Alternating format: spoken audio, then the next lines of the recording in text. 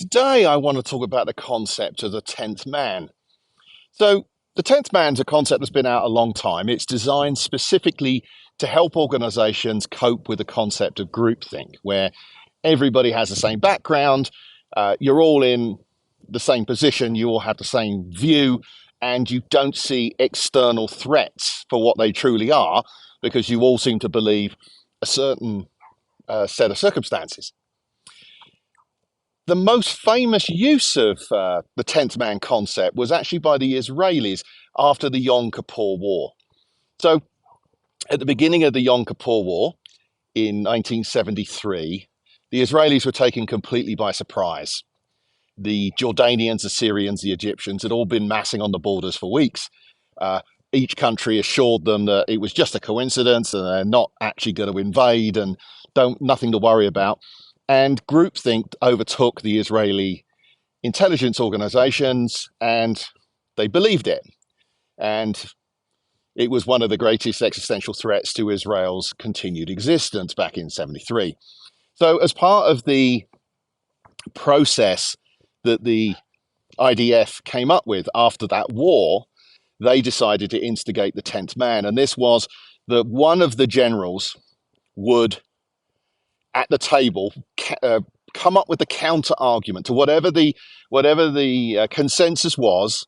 Their job was to go and find evidence for the opposite, and it worked very well. Now, the problem with such a system is that it actually requires a very mature senior leadership organization and a very comfortable with discomfort type of business, because what you need to have is a long view. You can't do the 10th man for a year and hope that it will all be solved. It needs to be a continuous thing.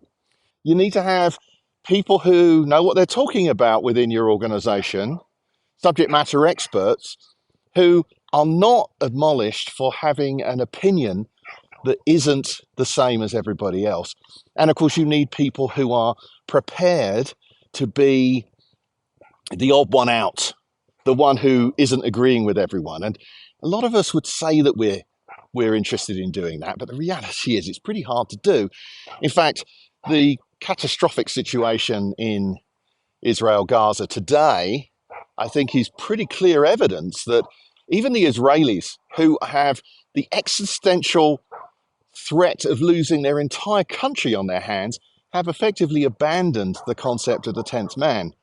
So if you're considering building one as a process within your organization, and I would certainly strongly recommend you do such a thing, then make certain you've got a culture that can cope with it, because if you haven't, you're wasting your time. But remember this, your competitors, whether that's geopolitical or the next laundromat down the road, are thinking of your demise. So you should think of your demise as well, because if you don't, somebody else is going to come along and do it for you. All right, that's Simon from a very cold, almost snowy Colorado. I'll see you next time.